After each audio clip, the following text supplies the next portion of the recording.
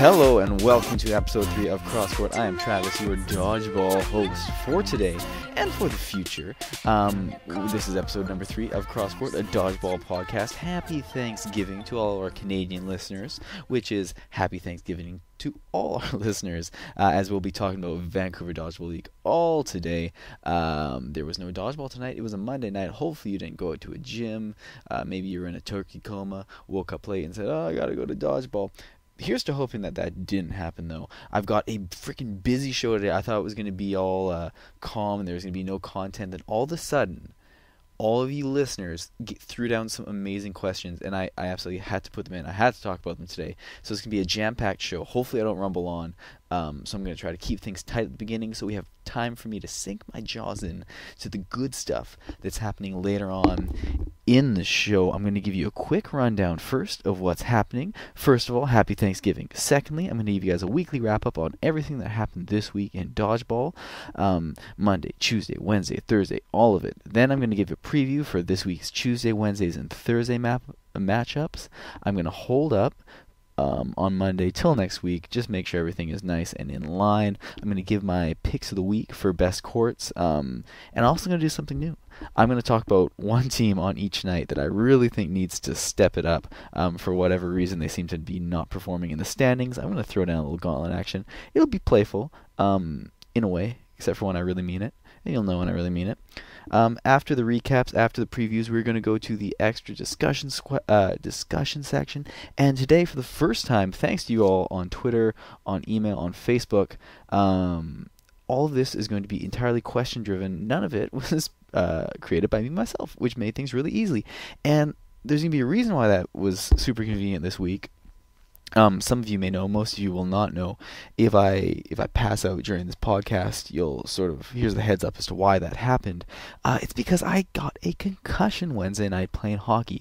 I got a just horrible, awful concussion. I was skating down, cut into the net. A guy absolutely blindsided me, elbows to my head, elbow to my nose. My nose was cut open, head on the ground. I spent about 30 seconds just laying on the ice, absolutely fucking screaming at the guy, screaming my head off, calling him all sorts of names. Stuff you would never hear me say on the dodgeball court. I let fly on the ice rink, but oh my god.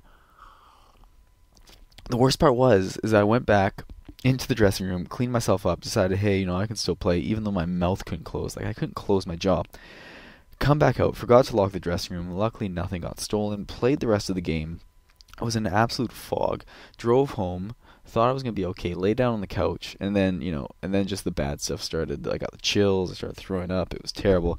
Long story short, got to the hospital. I'm slowly recovering now. I probably won't be playing dodgeball this week, but I might just get my fix by dropping by gyms and checking out everybody else's games because I'm, afraid to go out there myself and get hit in the head again so soon after. Thanks to the kind doctors and nurses that took care of me in my grumbly state. Okay, so let's get to things. I gotta go over quickly the questions I've got today. I've got a few quick shout-outs. Then I'm gonna get into a question thrown down by Kwoo on what do I think about the current social divide between the first, second, and third tiers of dodgeball. I've talked about this before to people that would listen, and I think it's definitely a thing. I'm going to go into whether I think it's sort of a necessary thing and whether there's anything we can possibly do about it, just from my opinion, though.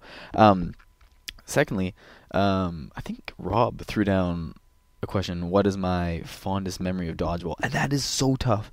That is the one question I've had the longest, and I've wanted to talk about the least. I could go on forever, but I think at this moment, I probably won't give you guys the most satisfying pinpoint answer. I'll talk about feelings that I get from dodgeball. I'll talk about my fondest feelings, and then I'll give you I'll give you one instance, because everyone's going to be clamoring for an instance. I don't know how perfect it's going to be for me, though, because I think I've got other instances to talk about in the future. If it comes to me, I'm just going to throw it down. We'll see. Let's see what happens. Then Matt Ho, of course, this was something we were talking about in our 8-bit WhatsApp group. 8-bit, pardon me. Matt Ho would be in the 8-bit WhatsApp group. Talking about the top 5 girls in VDL. And this is something I would really generally kind of hate to bring up. Like I've done sort of fake fantasy drafts with, say, Trong and Ray and Eddie, and those have been really fun. But we usually kind of talk about them in confidence because there's just there's so many, there's a glut of good players at the top of EDL that I think making the distinction is just absolutely impossible. Depending on what you're looking for and how they're playing on a certain day, things could change. But based on my experiences, I will give you 5. That's right. Guarantee I'm going to give you my 5 top VDL girls, and that's coming up right after I talk my fondest memory later in the show. Gino wants me to throw down. I'm going to stop saying throw down. I've said that at least 5 or 6 times. I apologize. No more. Gino wanted me to lay out any strategies I had on 4v1s, and I've got sort of one go-to tried and true, all top players will kind of have this in their back pocket already strategy. I'll talk about that a bit, and then I'll talk about one that's a little bit more unconventional, a little bit riskier, and one that depends a lot on who you're playing. So, there's strategy, there's tactics you can throw out in general that will always be good, and then there are certain things that require you to look across the court and look against who you're playing against. Am I playing against 2 amazing throwers? Am I playing against 1 amazing thrower and 3 absolute weaklings? And then make your decision. So I'll go into that. Finally, I'm going to lay down Travis Tomlin's Most Improved Player Ever award. Again, my experiences, if you've grown with me as a player, started in relative obscurity, maybe hung around me a lot, and then turned into an amazing player, you're definitely going to get noticed for this more than if you had just been off in obscurity by yourself and then stepped into my realm. So hey, let's get going with the show. Weekly wrap up, Monday nights, what happened? First of all, Cat City Itch, Lantern Corps, and Team Sam Jackson all went 13-2 last week. Absolutely huge. I feel sorry for whatever teams were against them. I think they might have been doubled up on one court. Not absolutely positive, but yeah, those teams are throwing down a lot of weak scores happening from other teams just because they all went 13-2. Let me check out week Monday night. Oh yeah, poor Revolution had an off night. Dodge Fathers, Lululemon had off nights. You wouldn't really expect it. Revolution's sort of a veteran team, but hey, if you come up against a hard court, bad things can go down. And so that takes us to our standings. So going into the re-tier that's happening for Monday nights, week 4, Tier B or Tier 2, watch out because Tier 2 has Victor Lou incoming. I don't know if currently anyone right now in Tier 2 is sleeping at home and being like, man, I wonder who's coming down from Tier 1 to play us next week. But then there is one guy who's asleep, and he's in bed. He's under his silken Spider-Man linens. Spider-Man sheets, I guess if they're silk, they're probably not linens. So he's under his Spider-Man sheets, and he was having a peaceful dream. Maybe it was a pub night. Maybe he took his pub night festivities into the washroom. Maybe he was having a really good time.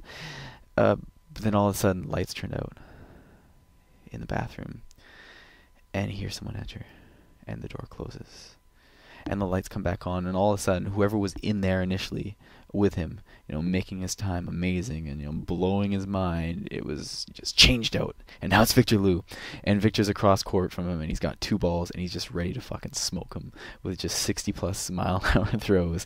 And so basically that's what's coming to Tier 2 is Victor Lou. So there's my warning, watch out. Awesome player, so much fun.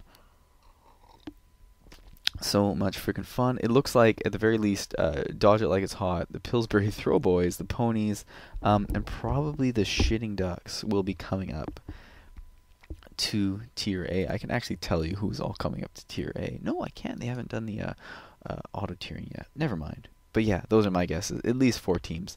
I'll talk more about how many teams go up and down later in the Social Divide section. Tier 2, Tuesday night, what happened?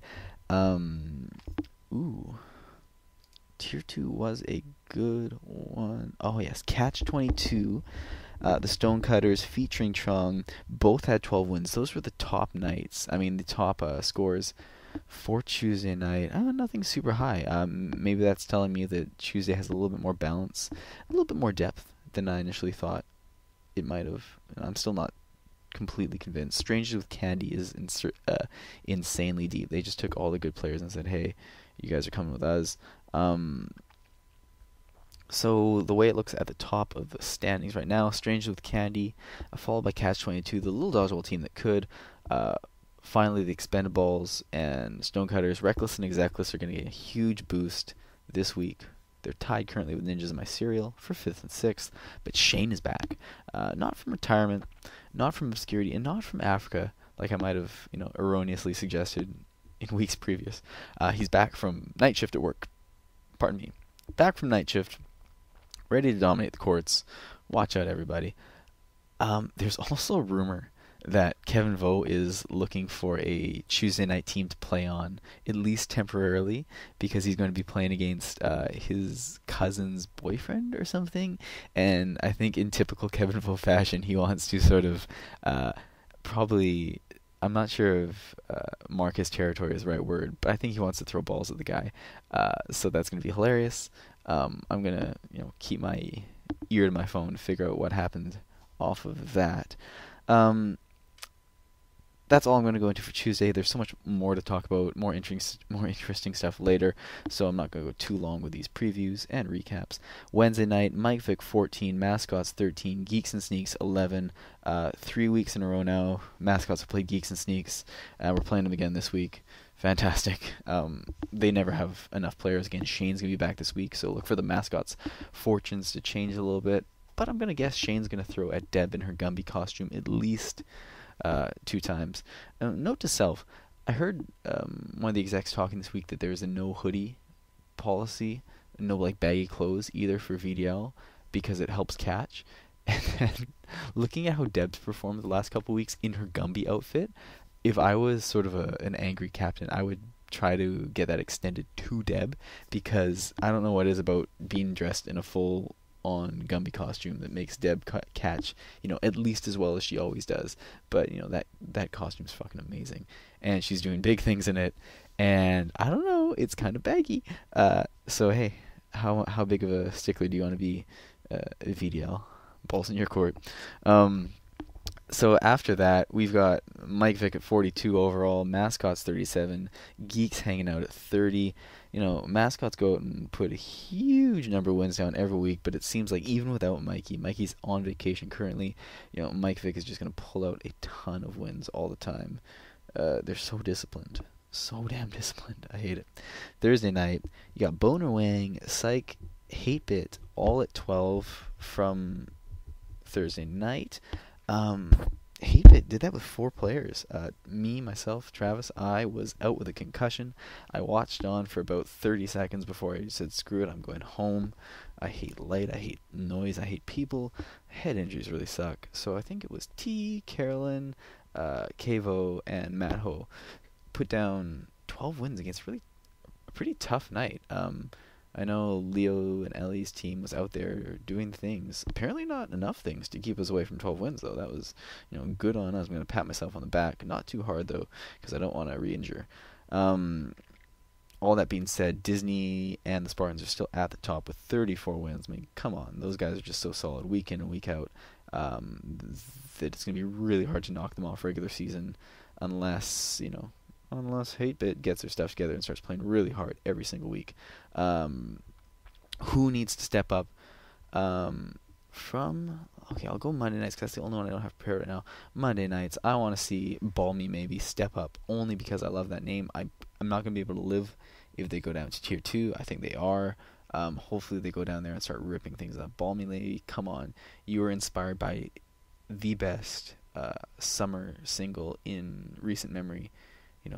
You've got to do that name proud, I think. Come on, step up. Tuesday nights, Furious Jorge needs to step up, only because I really like Daniel as a dodgeball player. I don't think he's got KW on that team anymore. I know Steph's on the team, and even if he has just sort of a random cast of friends, come on, Daniel, you can lead that team to great things. Get in there, Furious Jorge. Wednesday nights, I want the Straw Hats to do better. They have sick skill. Alvin, Chris, Chan, Phil, Titus, Amy. Come on, guys. They're a good team. They should not be hanging out at 14 wins. I know they've had to play against Geeks and Sneaks and Mascots a whole bunch, but yeah, come on. This is basically going to be the section where I say one team's name and then say, come on, after listing all their team players. Thursday nights, I want to see Hate Bit do better. Mainly this step up here is to my brain. I want my brain to recover real quick so I can get back out there and at least be, halfway proficient on the courts again. I was actually in the hospital, in the ER, and I asked the doc, I'm like, hey doctor, this is serious here. Will I ever be able to catch again? And he said, of course, of course you'll be able to catch again. I said, that's fantastic, because I couldn't catch before. Zing. So yeah. Wow, I was really channeling Carmen there. I apologize. Not for channeling Carmen, but for, stealing his essence. Previews. Tuesday night, of course there's no Monday this week. Tuesday night, I want you to go to Carleton at 8:30. We've got two teams that were previously top teams in Tier 2 coming up to play the little dodgeball team that could and catch 22. At the very least, it's going to be a good education in dodgeball. At the very worst, it's going to be a very good education in dodgeball. So that is Yar, which I imagine might be pirate themed. Phi Di La, which I imagine is gibberish themed. Of course, unless that's another language. I'm very ignorant when it comes to other languages. I wish I could speak more languages. The little dodgeball team that could catch 22. Of course, they are hanging out, near the top of Tier 1 Tuesday nights currently, so it's going to be a thing for sure. I know whenever I see teams come up from Tier 2, I always see it as a little bit of a treat, a little bit of a sign that at least in some games I'll be able to take the night off and just chill, have some fun, show them some cool throws from behind the back, etc., through somebody's legs. Not necessarily my legs, though. Wednesday nights, you want to check out Carleton again from 8 to 10. Why? Because it's such a sweet gym, and because the Geeks Mascots, the Guardians of Gymnasia, a team that's all about hit songs. They are called, to be specific, Now and Forever, the Hits, and finally Run Forest Run. So I think you just have a lot of good inspiration and good dodgeball on that court. The Guardians of Gymnasia, run by Carmen and Jim and Corey and whoever else is out there. I think Lorena might be playing, which is Carmen's girlfriend. Apologies if I butchered that name. I really shouldn't be butchering it anymore. But yeah, it's going to be just a really fun gym. I think at least three of the 5 teams, probably 4 of the 5, will be in costume. Run Forest Run is obviously in reference to the great movie Forrest Gump, unless it's in reference to the movie Fargo, which just wouldn't make any sense, but it would be kind of cool. I imagine Now and Forever the Hits is all about, popular music. The popular Now CD compilation, music compilation has got 35 or 57. Someone can tell me the exact number. I don't know. Issues to date. Thursday nights, you want to check Dickens from 7 to 8:30 for, is that Bonerwang? Yeah, Bunderwang, The Spartans, Disney's Recess, and finally Hangry Birds. It gives you a good chance to see Spartans playing against 2 really well-disciplined catching teams filled with youth in Disney's Recess and Bonerwang. And finally, it gives you a chance to see Hangry Birds. What's their deal? I don't know what their deal is. You can tweet me if you know what the Hangry Birds are all about. If they are the team that wears the red Angry Bird shirt and has Chris Tung's sister on the team, forgive me for not knowing her name, then I do know the team. You don't really have to tweet me in. So I flew through that. Good on me. Because that is the end of my previews and my intro section. Now I can get to the good stuff. I can get to the questions. And I did all that intro crap in only 19 minutes right now. Yay. So, the good stuff. Firstly, a skills clinic shout out. October 14th from 12 to 3:30 at Britt. And October 20th from 6 to 9:30 at Kensington. VDL is doing the annual skills clinics. Biannual skills clinics. They're a lot of fun for people of all skill levels. Gino is the programs coordinator currently. He's doing an awesome job of that. There's going to be tons of really skilled, knowledgeable VDL execs for you to take advantage of out there. Throwing is a big one. Catching, blocking. They don't do anything on dodging because why would they? Dodging's terrible. And a little bit of strategy talk is going to go on. just you can never really get enough of skills clinics. Hopefully, I'll be there to do a little bit of stuff on throwing. I think Gino asked me to do like a section on funky throwing. I don't know how much I want to share about my secrets of funky throwing though, because as soon as I sort of popularize it, everybody knows it. And if you've played against me, as soon as you've played against me like 2 or 3 times, you know all my tricks, and none of them work. So hey, why should I give it up to everybody? Good questions though. The good questions are coming. The good talks are coming. Firstly, I mentioned that Keiwu asked about the social divide that exists between Tiers 1, Tiers 2, and Tiers 3.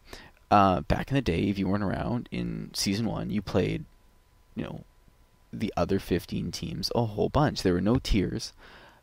So you were seeing everybody, at least 3 times a year, if not more. 10 weeks, 15 teams, 3 teams a night. That means there's only 5, at least twice, if not more. And so you got to know everybody real well, and it was really tight-knit, and you would sort of hang around afterwards and maybe watch a little bit of the next half or come early. And so you got a really good vibe on players, and everybody, it definitely felt more tight. You knew all the players. You could probably name all the teams as well. If someone put a gun to your head and give you a lot of time, a piece of paper, a pen. But it's easy enough to say, okay, what can we do to eliminate the social divide? But I think I'd be more worried if the social divide existed and we weren't getting any bigger. The thing is, it keeps getting bigger and bigger and bigger, and I think we're up to 170 plus teams right now. More than like 1,500 unique players, and I think it is necessary that there is a social divide to some extent, because it's just impossible.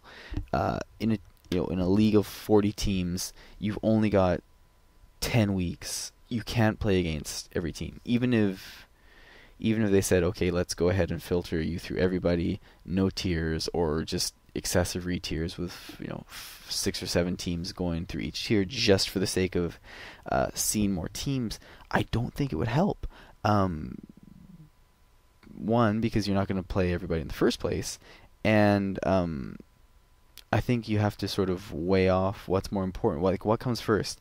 Is it sort of the parity in the skill in the game among the tiers, or is it just community sort of engagement? And I think at a certain point, skill can become so disparate, sure, that even if we did see everybody, it wouldn't increase community enjoyment enough. It would actually still decrease from the fact that teams that are amazing are playing teams that are just there for a fun blow-off night because they're a work team. And so I think it gets to a point where if you feel like there's enough of a social divide because you're so involved in dodgeball, you said, so I've reached my maximum, I'm playing against the same people all the time, I want more. I think the onus shifts to the player then to find a group of new players to bring in more players to the system, and start in a tier 2 or a tier 3. That way you and your team can grow together. You'll be able to grow in that setting of a tier 2, of a tier 3, of a lower tier, whatever, just something you're unaccustomed to. And all these 5 people you brought in now have an entrance to VDL. And so you've got them, they're your gateway in, and then from there, hopefully they can grow within VDL. Maybe there's that selfish offset where you are able to gain new friends in Tier 2 and Tier 3 because they're going to see how awesome you are at playing. But I think it's an impossibility to want to know everybody now. I think there's very few people who... There's no people that know everybody in dodgeball, obviously. There's no people that know most people in dodgeball. You can try your best, and you can try to be as personable as possible, and just talk all night. But still, you're gonna miss. There's a few people gonna slip through the cracks. So yeah, it's definitely unfortunate. And I do miss, that's something I've sort of talked about before, is I don't even know these people anymore. You can go to a pub night and have people you won't know because you've never played against them before. You've never even seen some of these people too. But at the same time, if you want VDL to grow, you don't want pub night just be people you know. The league's so big, you don't play against everybody. So do you want a pub night where it's strictly your close friends coming? Well, sure. But that's sort of a more selfish goal than what's best for VDL. Because what's best for VDL is that people from all tiers are able to come out and engage in this community and go tell people and tell their friends. Because, it's not a certainty that people who play Four Nights are sort of tapped out in terms of friends that they can keep bringing in. But, maybe that is the case. I know I don't have any friends that are really clamoring to join VDL anymore. Anyone that I thought would have joined and come into the league and been a great part of it has already sort of at least stuck a toe in and seen whether or not that's for them. My thoughts, at least, on the social divide. So, basically, in summary, if you think it's a big enough of an issue, go make a low-tier team with friends, bring some new blood in, and try to make that connection. I don't think any format change is going to be able to do that for you, unfortunately. Maybe events, maybe come out to skills clinics, maybe lend a hand at skills clinics, and sort of, lend a hand and extend a hand to everybody out there. So that's it for Social Divide. I'm going to get on to what was my fondest memory. And this one was so tough. I would think about it, and it's real tempting to say, a championship, or, first time I played dodgeball, or something like that. But I'm going to sort of present the fondest setting I sort of have of dodgeball. And, the reason the setting is so nice and warm and such a safe place for me probably isn't just because of the dodgeball that went on at the time, but probably just everything that was surrounding it. When I first got into dodgeball was when I was first starting out at university, and of course that's just a magical time too, because whatever you did okay in high school, you've moved on to university, and everything is just, every day in university is different because you're meeting new people, you're learning new things, and it's a real sort of powerful time in all these senses. And not just that, I had dodgeball, and so everything was cool. I'm not just meeting university friends now, I'm meeting dodgeball friends, and this takes me to, I guess not season 1 playoffs, because season 1 playoffs would have been at the Boys and Girls Club, but whenever we had playoffs at Bing, Lord Bing, which is on 16th and Dunbar, and specifically Lord Bing playoffs in the winter time. It was just, there'd be sort of a frost or a slush or like a light snow outside. Everyone would come, they'd sort of pack into Bing, and we'd just be playing dodgeball. It was 16 teams, so the day went, it didn't go super fast, actually. It was still a pretty long day. But there was just this feeling of, anything could happen. It was sort of the beginnings of my real passionate dodgeball lust, and Bing was sort of the setting for just some of the best dodgeball finals I'd ever seen, almost all of them between Hate Sauce and ACMY, and just the game was so raw back then that whenever something absolutely wild happened, people didn't know the game as well as they know now, so it was just like these guys are doing this amazing high level stuff. Just sit back and enjoy it because you're in heaven. Friday night I would go to sleep dreaming, oh man, maybe my team's going to be in the finals. I can make it happen. I'm a good enough player. In reality, I wasn't a good enough player at all. Anywhere near it. My team wasn't good enough, etc. Hate Sauce could have been out drinking all night and probably getting thrown in the drunk tank, and they still would have been fine. And that might have even happened because I know on one occasion, Hate Sauce started with just 2 players. I believe it was Brian and Mel, and they did fine.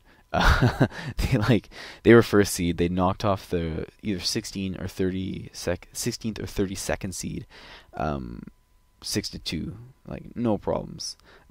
It was really easy for them, actually. It was impressive. Then everybody showed up. The cavalry came, and that's that basically. So it was just this really cool time in my sort of dodgeball development. Everything was so new. Of course, the execs are still sort of the original BOD with Jay and the Bows and Amy and Trung and Eddie. It was just super cool, super exciting. Amy was there. Of course, I think I said Amy twice. She deserves it. Pardon me. So yeah, for a time that was the best, and that was also the time when I would sort of talk to Kevin Vo, and we'd sort of plan out, hey, what could we possibly do next season? Let's try to make this happen. And yeah, it was just real groovy. I can give you a moment that was most positive, fondest memory. It would be the Woot Woot win, which I think might have been season 12 or 11 or something like that, only because it was Calvin's first win. Devin not Deb, but Rattel was on the team. Monica had that like insane showdown win, and she tossed it off of Vu's dinosaur tail. Just barely grazed it for the win. It was crazy. I was embraced by Coop and swung around, and that was probably only one of my few victories where I actually had like a good celebration going on. 8-bit was generally the enemy. The wins were really anticlimactic. We were the only ones celebrating. But with Woot, it was real positive energy going around. Everybody wanted to see, Calvin win, and everybody wanted to see Monica win that showdown. It was absolutely insane. Kat made the most ridiculous catch. All the videos are online. If you want to check that out, I strongly suggest. It was Little T-Rex versus Woot Woot. Thursday, probably season 12. So much fun. Definitely worth the 10-12 minutes that it would take to go and watch those matches. So yeah, that's it for Faunus Memory. I'm going to keep things rolling along because I don't know how long Travis is going to be able to last in his shittier, injured state. Poor Travis, right? Top 5 girls. This was really tough. I absolutely hate doing these lists because I know there's so many people listening that deserve to be on this list. In reality, probably a lot of this comes down to personal experience. 4 of the 5 I've got on this list I have played with a good deal, which probably so yeah, this list is definitely biased, but that's what happens whenever someone asks for a personal opinion on the list. I didn't do this collaboratively. I kind of just sat down and said, hey, these are my 5 best girls at the moment. Oh my god, there's so many honorable mentions. The honorable mentions alone could take up an episode because right now there's just insane skill among all the girls. You're all absolutely amazing. Your throwing, sort of your patience and your game knowledge is what always impresses me. I say this to people that'll listen, and most people think I'm probably bullshitting, but I do think that tier 2 can probably catch and throw on a tier 1 level. They can. Are there better tier 1, like, is the high end better? Yeah, sure. But what it comes down to most is sort of strategy and how well you see the court and playing together and staying back and not being greedy. It's all these other little things. And so what always worries me is I see these young sort of insanely athletic teams coming. I'm like, man, if that team ever learned how to play together or had some strategy behind them, they're going to win. They're going to blow everybody's heads off. Of course, it never happens because they haven't played for 13 seasons, etc. They haven't cut their teeth. They disappear. They fall apart. Who knows whatever happens to, teams of young kids. I mean 19 plus because VDL's got that waiver rule. But young for me. So yeah, and that translates over to the top 5 girls I've picked. In a sense, I think they all have just supreme freaking game knowledge. They've all been around a ton. They throw, they catch, they do it all. They're just imposing. I think one of the reasons I've so smartly picked them is that because they're girls I would least like to face on the court. Whenever I do have to face them, it's an absolute chore. I play with them more often than not, except for 2 of them, or 3 of them. 2 of them I get to play with all the time, and oh my god, it is a joy. If you've never experienced playing with an amazing tier 1 caliber VDL girl, it's like smoking 8 Cuban cigars at once. It's just that great. Without further ado, I'm going to go top 5. I did not rank them. It's just top 5 in no particular order. Number 1, Stella. Stella is freaking unstoppable. Most commonly seen hanging out with Recess. She's on a whole bunch of teams. She's on the Stonecutter. She's on a whole bunch of teams. Of course, Stella Lee. She's absolutely amazing. She came from the CDL. Good things come from the CDL, people. Amazing players all the time come out of the C. She's now, it seems, made the V her main home. I think the VDL can definitely claim Stella for their own. She's got an awesome throw. She's big. She's imposing out there on the court. She's not afraid to throw just massive bombs on everybody. Her sort of clutch catches are what just really piss me off. She can catch me so easily. Dropping to the knees. She rocks the knee pads, as many people do. That's Stella. Stella 1. Number 2, why not keep the CDL link alive? Look at the CDL representation. 2 of the 5 are CDL players initially. Just so Yams, Miriam, again, just absolutely fierce out there. She knows the game as well as anybody out there, any girl, any guy playing on the courts at any time. Just she can control things so well. She's like a little battle general out there. I was lucky enough to play with her and Stella both on Family Friends with Healthy Alternatives in the Sea. We won a title one year. We came second next year. I also played with them on the G's of DP, the Ghosts of Dodgeball Past. We had a very predictable playoff collapse, though. We did so poorly, and we just bombed out. That's because I played on a playoff team with Rogan and Brandon, who famously, along with me, had that initial Ghosts of Dodgeball mishap. If you had the luck of being around for the season 1 of Monday nights, when season 1 was just insanely raw, and I ran Monday nights, and I put together a team that I thought should win Monday nights hands down. But instead we fizzled out really, really poorly. We were the least resilient team I've to this day ever played on. We just fell apart so badly. Because I put together too many. If I can talk about team composition for a second, I definitely put together too many sort of alpha throwers on that team, and there was no sort of backbone to fall on later on. Dexter, Brandon, Shane, myself, Rogan, and just, aside from me, who doesn't really make fabulous catches, we just had nothing. We started losing games, and of course, hey, shout out to Dexter if he's listening down in California. A very common cancer on dodgeball teams.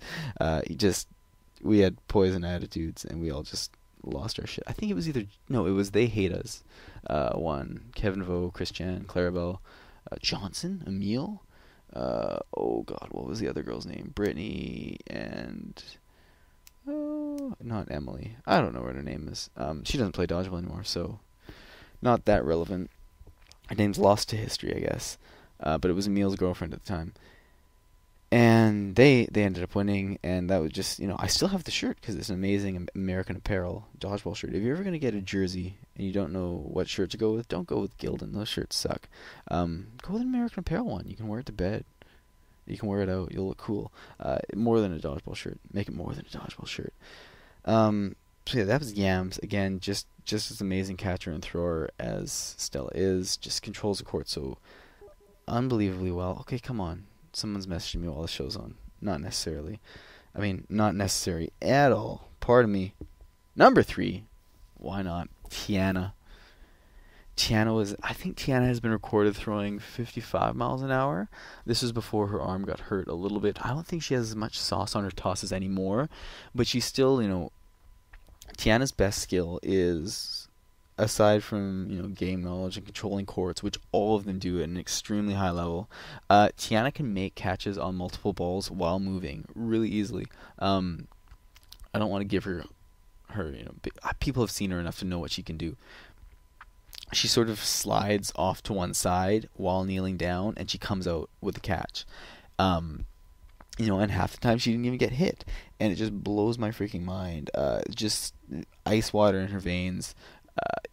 If you are on the other side of her in some sort of, conflict, if it ever came to war between you and Tiana, and she sort of had that look in her eyes, I would, just surrender. Probably the safest bet. She may even spare you. I don't know. I don't know if Mercy's in Tiana's nature. I'll ask her next time that I see her. Number 4, I'm going to go with this. This isn't necessarily a bold pick. I think she's picked up her first championship very recently. I'm going to go with Linda. Linda Mai. I'm a huge Linda Mai fan. One, again, because I've played against. She is the one that I have not played with, but I've played against enough to know she's just light years better than a lot of players out there, and she's probably just going to keep getting better. She's been playing for a long time. Initially, oh Christ, who was she playing with way back when? Was it Carson's teams? No, she wasn't really on the Power Rangers. Oh, but she's definitely been around dodgeball, VDL, for a while, playing a lot. she catches so well now. She throws really good. She's super intimidating out there. And her maybe more than like Yaman Stella can also do this, but she can really catch away from the wall too. Like a lot of people, you're a great catcher if you're set up and you're back at the wall. She can sort of make it anywhere. She'll stop, pause, pivot, and just boom, make the catch. Again, ice in her veins. So cold to kill her that she made me flip around during a showdown so she could hit my tail. Really weird. Just psychopathic thoughts running through her head. And of course, this probably won't surprise anybody that knows me. Number 5, the last of my top 5 girls, not because she's 5th place, but just because this is the last one I was talking about. For dramatic effect, maybe you're wondering whether or not I'd include her. Carolyn Tam, when she first busted onto the scene, pardon me, my words and grammar just falling to the wayside as this goes longer and longer. When she first came onto the scene, nobody knew her. She was actually my classmate in university. I recruited both her and Jessie to Love Juice. We sat next to each other every day in most of our classes, and it turned out Carolyn was a soccer goalie. And if you don't know anything about them, they have ice, again, in their veins. Just balls flying at them. They don't even. She's unblinking. I'm gonna get one day a HD camera. Super high frame rate camera, just point at her eyes, get 5 guys to throw balls at her, and she won't blink. She just stares at it, unflinching, just an absolute stone stare that scares me. I remember one of her biggest, step on the scene moments where she really came into her own was it at Gladstone? It was probably at Gladstone, and we were playing against what would have been DDR or the Elite Dodge Agents. So that's Fu, Rage, Pete, Vic. Was Laura on? I think Laura might have been on the team at that time. And so, I'm going to say Fat. Fat was also on the team. And Jeet. And just, she's there mid-court, and they're just throwing balls at her, and she, double catches, and she's holding 2 balls, and she's still catching, because they didn't know, to fear her yet. They didn't know that she's somebody that they should wake up and, hope is going to be kind to them and merciful to them at their next dodgeball night yet. So they just chuck balls, and they paid for it severely. I don't know if we beat them or not. I don't think we did. I think they beat us, but it wasn't because of Carolyn. We lost in spite of Carolyn. So those are my top 5, and of course, there were so many people that also could be on this list if I had just played with more. Of course, Victoria is probably my number 1 honorable mention. Vic is freaking amazing. Her curve throw still confounds me to this day. She's absolutely clutch, and I think she's only going to get better still. She's been around forever, and she's still getting better, I think. I know she's doing some, insanity stuff at the moment, too, so please be careful. She's probably a big reason, her and her discipline. She has this just disciplinarian aura that extends to everybody. You can't play sloppy when you're on one of Vic's teams. Deb's catches are absolutely redonkulous. Her and Rattel make the best catching couple there is in VDL. Hands down, Monica Mui, Kat Ganathby, everybody's good at dodgeball, That's why I don't like picking 1, 2, 3, 4, 5. I think it would be almost easier doing this for guys than it would be for girls, because there's just so many good girls. Gino wanted me to say, how do you play a 4v1? What's the best way to do it? Best way to do it in a 4v1 is you have to sort of preemptively get ball control. You need to have all 6 and then throw. The best way is probably having 2 balls in hand, throwing one at a time. That way, if they do manage to stop your 1 ball, you can pick it up. That being said, you'll get yourself in trouble it's risky to have 2 balls in hand, because if they get 1 and you throw another and you don't hit anybody, even if you do hit somebody, they're probably going to have 2 now. So you have to be either A, getting their big throwers out with those throws, or B, just ready to take on 2 balls. And if it's not unreasonable to say, okay, I don't have the endurance to go catch these people. I don't have the endurance to throw all these guys out. I'm just going to, give them 1 and then go catch. It's done a lot. Just make sure, you're ready. You're probably going to face in their best thrower all the time. Just know that's not a bad idea. If you've got, say, your number 1, your top player about to come in, if you catch, that's perfect. If they were number 1 off as well, likely they're not tired, they're ready, and they can probably take out 3 players if you happen to catch somebody. But here's something a little crazier.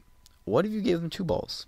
Why would you ever give them 2? If you had one, if they had one, and you said, you know what, no, I want to catch, but I want to give them 2, when would you do that? The only time I can think of doing that is if they only have 1 good thrower, or 1 halfway decent thrower. If they only have 1 amazing thrower, I would probably just give them 1. If they have 1 okay thrower, and then a very weak thrower, I would give them 2. I probably would never do this, because I wouldn't have the chutzpah to think about that at the time. But that 1 thrower who's okay, sure, he's going to throw a good ball, but you can probably get away from it, or you can catch it. And he's just okay. So he may not link up super well with that other player. So if there's a good player and a weak player throwing, one of those balls is going to be coming at off speed, probably. And so if that first one misses you, or you catch it, there's usually a second ball that's lofting so slowly in the air. You can almost make a career out of just dodging the first one or just avoiding it, unless it was coming straight at you, and then you catch it. And then just going and sort of jumping up and basically picking that second ball out of the air. It's something you can do. I've done it a lot. It's kind of a shitty thing to actually wait for, because I was waiting for the second ball. It's like, well, you got to deal with that first ball first. It's leaving a bit of chance, but it's an option. So there we go. I've covered 4v1s, covered top 5 girls, fondest memories, the social divide and dodgeball, talked about skills clinic. The last thing, I think Gino wanted me to throw down, pardon me, lay down, lay out, slide out, reveal to the world my most improved player that I've seen over the long time. And I think I've said this a lot of times. I'm going to go with Titus Yip. I think currently playing on the Straw Hats and a whole bunch of other teams. When Titus started playing, he was just Chris Chan's friend and Alvin's friend, and he was just, he's halfway decent. He was a guy that was kind of thrust into Tier 1 while, Bombardment or Yellow Fever or whatever their team was at the time was sort of just getting tossed around. But over the last 3 or 4 seasons, Titus has turned into a menace in his own right. I think he's better than those other guys on the team. He can make some really sick stand-up catches at the wall. He makes sort of off-balance moving catches as well as anybody. His offensive game is pretty massive too. He doesn't have the world's biggest throw. He's not going to send you scouring into the corners away from him, scampering, but he's a smart player, and just sort of all those guys are same-ish enough that they can give you a nice sort of complementary lineup and just throw things at you from different places. I really like it. I really like them as a team. But yeah, Titus for sure. Most improved player. What improved? His catching, his court awareness, his throwing. Just those 3 things. If you want to become a better player, just work on your court awareness, and you'll just be out less often. You'll have more chances to play. You'll have more chances to improve. Yeah. So hey, that's a good thing to do. So that's it for me. Apologies if I didn't go into everything in as great a detail as you would have liked. I could have spent forever talking about the top 5 girls. I could have waxed on about my fondest memory. I would have waxed off about it. Would have waxed on. The social divide, I think I talked enough about the social divide. And finally, 4v1s, you could break that down forever. It would have helped if I had another person here to sort of give me their insight as well. That's something I'm looking to do really soon. As soon as I discover the technology. Again, if you know anything about audio inputs into recording systems and whether or not, if you know how I could record a Skype call, my voice, their voice, and put it nice and neatly into an audio program, let me know. I want to know. Anyways, that's it for week 3. Again, follow me, check me out at Crosscourt Live on the Twitter.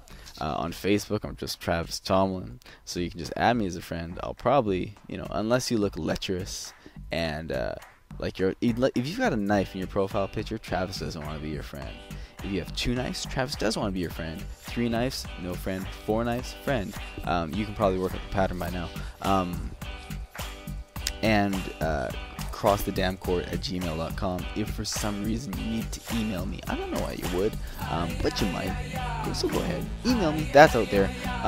Songs I want you to listen to. Of course, just go back and listen to Carly Rae Jepsen's "Call Me Maybe." It's such a good song. There's no reason you shouldn't be listening to it all the time.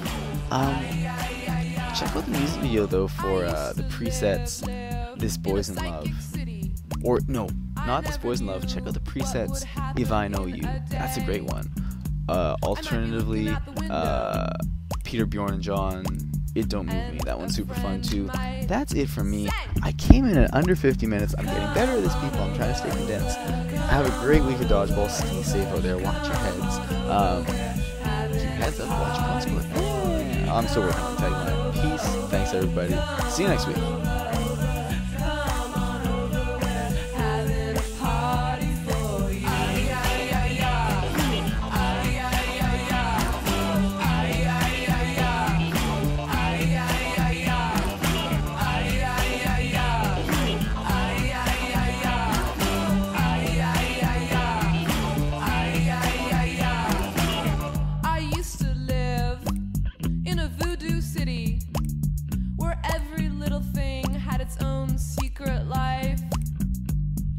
Washing up the dishes, and the kitchen might say, hang around, baby, baby, hang around, baby, baby, hang around, baby, we'll be baking a cake for you. Hang around, baby, baby, hang around, baby, baby, hang around, baby, we'll be baking a cake for you. Ay, ay, ay, ay.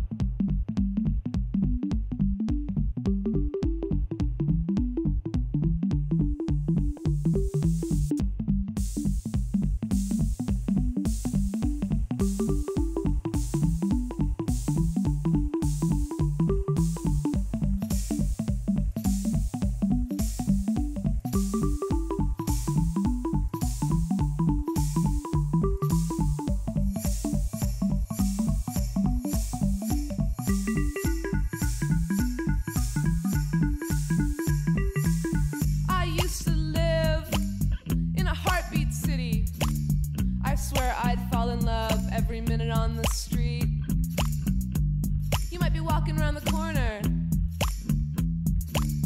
and our eyes might meet. Where you been, darling, darling? Where you been, darling, darling? Where you been, darling? We've been holding this moment for you. Where you been, darling, darling? Where you been, darling, darling? Where you been, darling? We've been holding this moment for you. I told you your dreams would come true. I told you your dreams would come true. I told you